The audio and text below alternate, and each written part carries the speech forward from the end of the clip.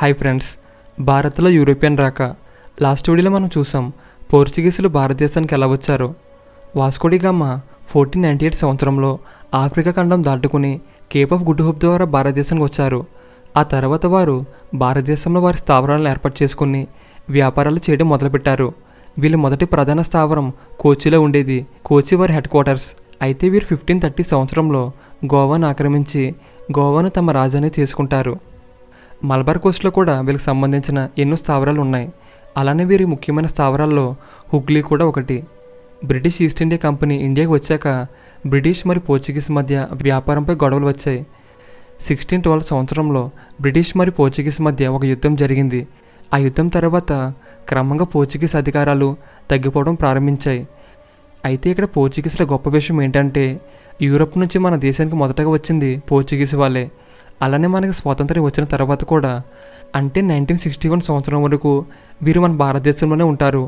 అంటే యూరప్ నుంచి వచ్చిన వాళ్ళలో చివరికి వెళ్ళిన వారు కూడా పోర్చుగీస్ వాళ్ళే. అయితే యూరప్ నుంచి మొదట భారతదేశానికి పోర్చుగీస్ వాళ్ళు వచ్చారు.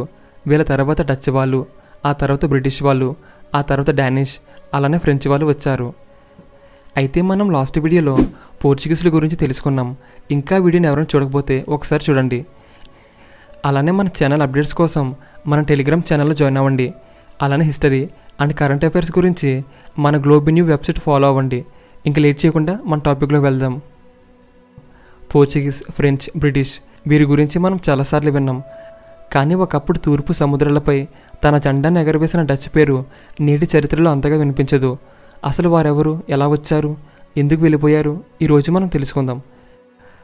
16వ శతాబ్దం చివరిలో యూరప్ దేశాల ఆర్థిక పరిస్థితి, వ్యాపార విధానం పూర్తిగా మారిపోయింది. వాస్కో డి గామా 1498 సంవత్సరంలో భారతదేశానికి సముద్ర మార్గం కనుగొన్న తర్వాత తూర్పు వైపున మసాలాల వ్యాపారం పోర్చుగీసుల చేతిలోకి వెళ్ళింది. మిరియాలు, లవంగాలు, దాల్చిన చెక్క, పట్టు వస్త్రాలు, నీలిరంగు, పత్తి వస్త్రాలు ఇవన్నీ యూరోప్లో అత్యంత విలువైన వస్తువులు. ఈ సుగంధ ద్రవ్యాలు కొనడానికి యూరోప్లోని ధనిక వర్గాల ప్రజలు పెద్ద మొత్తంలో డబ్బు ఖర్చు చేసి కొనుక్కునేవారు. ఈ వ్యాపారం అంతా పోర్చుగీస్ కింద ఉండడంతో ఇతర యూరోప్ దేశాలు అసంతృప్తితో ఉన్నారు. అయితే డచ్ వారిని నెదర్లాండ్ ప్రజలు అని పిలిచేవారు. వారు నెదర్లాండ్ నుంచి వచ్చారు. నెదర్లాండ్స్ అప్పట్లో స్పెయిన్ పాలనలో ఉండేది. కానీ మొదట్లో స్పెయిన్ మరియు నెదర్లాండ్స్ మధ్య 8 సంవత్సరాల యుద్ధం జరిగింది. ఈ యుద్ధాల వల్ల డచ్ వారికి మంచి నైపుణ్యం వచ్చింది. అయితే తర్వాత రోజుల్లో వీరిని సముద్ర ప్రజలు అని కూడా పిలిచేవారు. ఈ యుద్ధం తర్వాత డచ్ వారు తూర్పు ఆసియాలో వ్యాపారాన్ని స్వాధీనం చేసుకోవాలని నిర్ణయించుకున్నారు. సముద్రంలో వేగంగా ప్రయాణించే ఎక్కువ సరుకు మోయగల నౌకలను వారు అభివృద్ధి చేశారు. డచ్ తూర్పు వ్యాపార చరిత్రలో మొదటి పెద్ద అడుగు 1595 సంవత్సరంలో పడింది. కార్నోలిస్ డి హౌట్మన్ అనే సముద్ర యాత్రికుడు నెదర్లాండ్స్ నుండి బయలుదేరి ఆఫ్రికా దక్షిణ చివర కేప్ ఆఫ్ గుడ్ హోప్ దాటుకుని ఇండోనేషియాలోని బాంటెన్ చేరుకున్నాడు. ఈ యాత్రతో డచ్ వ్యాపారులకు తూర్పు సముద్ర మార్గాలపై అనుభవం వచ్చింది. అయితే 1602 సంవత్సరంలో నెదర్లాండ్స్ ప్రభుత్వం డచ్ ఈస్ట్ ఇండియా కంపెనీ విఓసిని ఏర్పాటు చేసింది.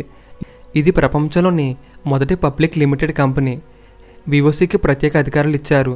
కొత్త ప్రాంతాన్ని ఆక్రమించడం, యుద్ధం చేయడం, ఒప్పందాలు కుదుర్చుకోవడం, నాణేలు తయారు చేయడం.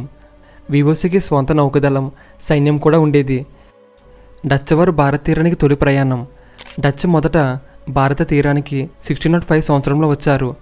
ఆంధ్రప్రదేశ్లో మచిలీపట్నంలో మొదటి ట్రేడ్ ఫ్యాక్టరీని ఏర్పాటు చేశారు.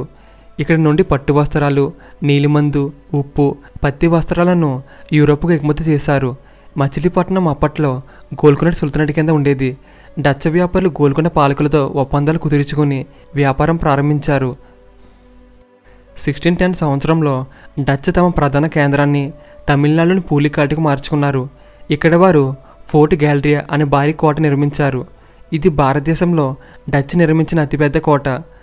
పూలికాట్ నుంచి వారు కేరళ, శ్రీలంక, ఇండోనేషియా వరకు వ్యాపారాన్ని కంట్రోల్ చేశారు. అలానే పూలికాట్లో నాణేలు తయారు చేసే మింట్ కూడా ఉంది. తర్వాత రోజుల్లో డచ్ వ్యాపారం కొన్ని ప్రాంతాలకు విస్తరించింది. ఆ ప్రాంతాలు ఏంటంటే కేరళలో కొచ్చిన్, క్విలోన్, తమిళనాడులో పూలికాట్, నాగపట్నం, ఆంధ్రప్రదేశ్లో మచిలీపట్నం, గుజరాత్లో సూరత్, బెంగాల్లో చిన్సూర, బాలాసూర్.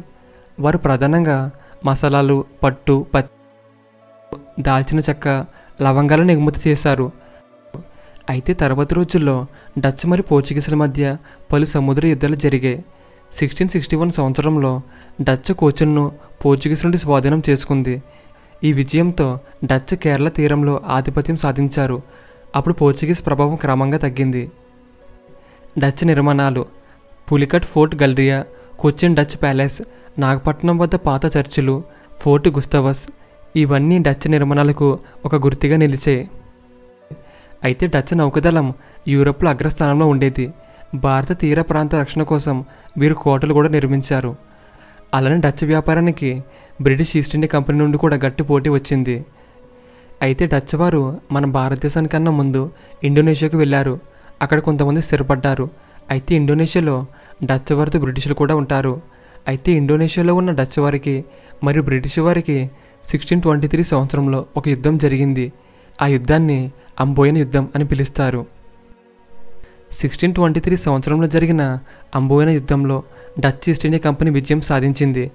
అప్పుడు డచ్ అధికారులు 10 మంది ఇంగ్లీష్ ఈస్ట్ ఇండియా కంపెనీ ఉద్యోగులను, అలాగే జపనీస్ మరియు పోర్చుగీస్ వ్యాపారులతో సహా మొత్తం 21 మందిని అరెస్ట్ చేసి హింసించి ఉరితీసి చంపేస్తారు.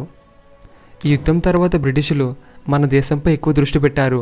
అయితే బ్రిటిషులు మన దేశానికి వచ్చే సమయానికి మన దేశంలో తూర్పు వైపున డచ్ వారు కొన్ని స్థావరాలు ఏర్పాటు చేసుకుని వ్యాపారాలు చేసేవారు. అయితే తర్వాత రోజుల్లో భారతదేశంలో బ్రిటిష్ వారికి డచ్ వారికి ఒక యుద్ధం జరిగింది. ఈ యుద్ధాన్ని చినుసూర యుద్ధం అని పిలుస్తారు. ఈ యుద్ధం 1759 సంవత్సరంలో జరిగింది. ఇది బెంగాల్లోని హుగ్లీ జిల్లాలో చినుసూర వద్ద జరిగింది. ఆ సమయంలో బ్రిటిష్ ప్రభుత్వానికి రాబర్ట్ క్లైవ్ గవర్నర్గా పనిచేసేవాడు. అయితే 1757 సంవత్సరంలో ప్లాసీ యుద్ధంలో విజయం సాధించిన బ్రిటిషులు మీర్ జాఫర్ను బెంగాల్ నవాబుగా నియమించారు. అయితే డచ్లు బెంగాల్లో తమ ట్రేడ్ కేంద్రాలను రక్షించుకోవడమే కాకుండా బ్రిటిషులను తగ్గించాలని ప్రయత్నం చేశారు. అయితే మీర్ జాఫర్తో వీరు రహస్య ఒప్పందం కుదిరించుకొని పెద్ద సైన్యాన్ని బెంగాల్కి తీసుకురావాలని డచ్లు నిర్ణయించుకున్నారు.